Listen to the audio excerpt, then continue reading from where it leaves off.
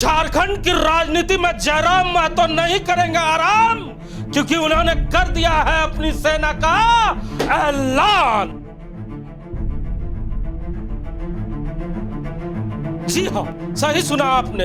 पूरे झारखंड में खुशी की लहर दौड़ चुकी है, क्योंकि तमाम झारखंड में रहने वाले लोगों को इस पल का इंतजार था कि जयराम महतो अपनी पार्टी का कब विस्तार करेंगे और पार्टी में किन किन लोगों को जगह देंगे। आज वो पल आ चुका है, क्योंकि कल ही जयराम महतो ने अपनी पार्टी का विस्तार कर दिया है और तमाम विंग का भी विस्तार किया है। हमारे साथ बात करने के लिए राम नारायण शर्मा है, इनसे जानते हैं। शर्मा जी, लंबे समय से जिस बात की चर्चा हो रही थी कि जयराम महतो आखिर कब अपनी पार्टी की घोषणा करेंगे, तो लीजिए वो लिस्ट आ गई है। जरा हमारे दर्शकों को बताइए कि किन किन चेहरों पर जयराम महतो ने विश्वास जताया है। हिमांशु जी, सबसे पहले तो आप देख रहे हैं कि जिस चीज़ की चर्चा हमेशा होती थी कि जयराम महतो के पास कमेटी ही नहीं है, तो चुनावी मैदान में कैसे आएंगे। ऐसे में उन्होंने नए साल के शुरुआती महीने में ही अपनी कई कमेटियों की ऐलान कर दिया है और बड़ी संख्या में उनमें पदाधिकारियों की भी उन्होंने नाम की घोषणा कर दी है। पहली कमेटी जो उन्होंने घोषित की है वो है केंद्रीय कार्यकारिणी समिति। इसमें बड़ी तादाद में पूरे राज्य के अलग अलग जिलों से लोगों को समावेश किया गया है। दूसरी, मैं पहले कमेटियों की बात बता देता हूँ, फिर उनके पदाधिकारियों के बारे में आपको बता दूंगा। दूसरी कमेटी है केंद्रीय महिला मोर्चा, यानी कहा जाता है कि आधी आबादी की हमेशा सभी राजनीतिक दल चर्चा करते हैं। ऐसे में जयराम महतो शायद इसमें पीछे नहीं रहना चाहते थे, इसलिए उन्होंने कार्यकारिणी कमेटी के बाद सीधे महिला मोर्चा का ही घोषणा किया है।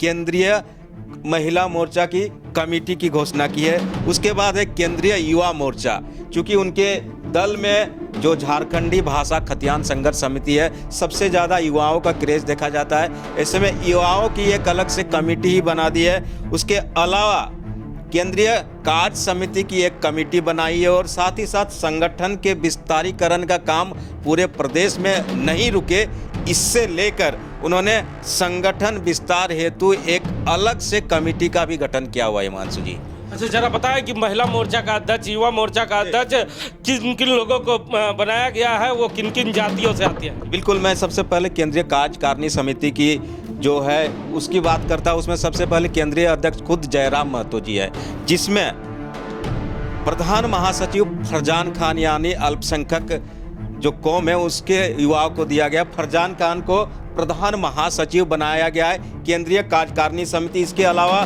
बड़ी संख्या में अलग अलग जाति, अलग अलग कौम से इस कमेटी में लोगों को शामिल किया गया है, ताकि कहीं से किसी तरह की जो विरोधाभास की बात है वो अभी शुरुआत में न नजर आए। हिमांशु जी, इसके अलावा जैसा कि आपने पूछा कि महिला मोर्चा में जो दमयंती मुंडा है उसको कमान दी गई है महिला मोर्चा का झारखंड में जयराम महतो की तरफ से, और उसके साथ ही साथ कुश महतो को युवा मोर्चा की कमान सौंपी है जयराम महतो ने। यानी एक तरह से उन्होंने अपने सेना नायकों की घोषणा कर दी है। हिमांशु जी, तो सुना ना आपने, जहां मुस्लिम समाज पर जयराम महतो ने विश्वास जताया है, तो वहीं आदिवासी समाज पे भी उन्होंने एक विश्वास जताया है। वहीं महतो समाज से भी उन्होंने विश्वास जताते हुए युवा मोर्चा का कारभार उन्हें दिया है। लेकिन शर्मा जी, पूरे झारखंड में जो फॉरवर्ड क्लास के लोग हैं, अपर जाति के लोग हैं, इस संगठन में कम दिख रहे हैं। बिल्कुल, जो कमेटियां घोषित की गई है, 4 कमेटियों का उन्होंने ऐलान किया है। इसमें देखा जा रहा है कि अभी जो कमेटियों में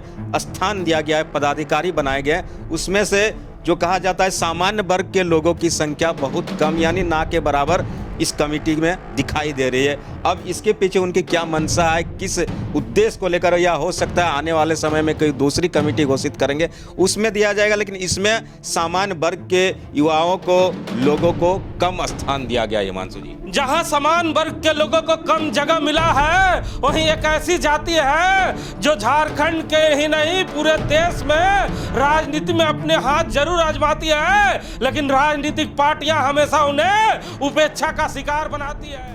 झारखंड में यादव समाज की आबादी अच्छी खासी होने के बावजूद भी यादव समाज को ना किसी भी राष्ट्रीय पार्टी या क्षेत्रीय पार्टी में बड़ी जगह नहीं मिल पाती है। लेकिन देखा जा रहा है कि यादव समाज को भी जयराम महतो की कमेटी में अच्छी खासी सहभागिता मिली। बिल्कुल, केंद्रीय कार्यकारिणी समिति में ही उपाध्यक्ष बनाया गया है मनोज यादव को, और कई दूसरी कमेटियों में भी यादव समाज यानी ओबीसी वर्ग के अलग अलग जात, गुप्ता समाज से भी है और दूसरे समाज के युवाओं को भी उन्होंने समाहित करने का काम किया है। और कहा जाता है कि यादव समाज के लोग हमेशा राजनीति में दूसरे लोगों के साथ खड़े होते हैं, लेकिन इस कमेटी में सीधे उन्हें जिम्मेदारी दी गई है कि आप संभाले कमेटी को और आगे कमेटी के विस्तार के साथ साथ झारखंडी भाषा खतियान संघर्ष समिति के केंद्रीय अध्यक्ष जयराम महतो के साथ कदम ताल कर साथ चल सके।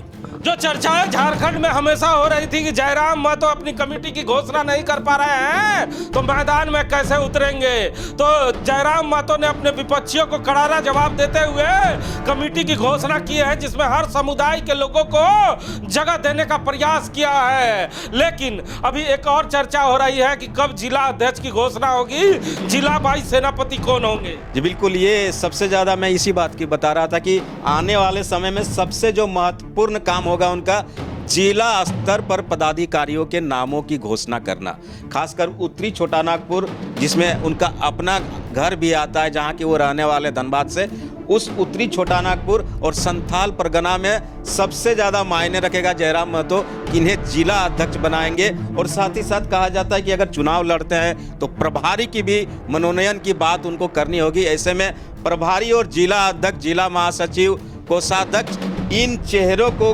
किनको जिम्मेदारी दी जाएगी, सबसे अहम आने वाले चुनाव में जयराम महतो के लिए एक तरह से चुनौती भी होगा।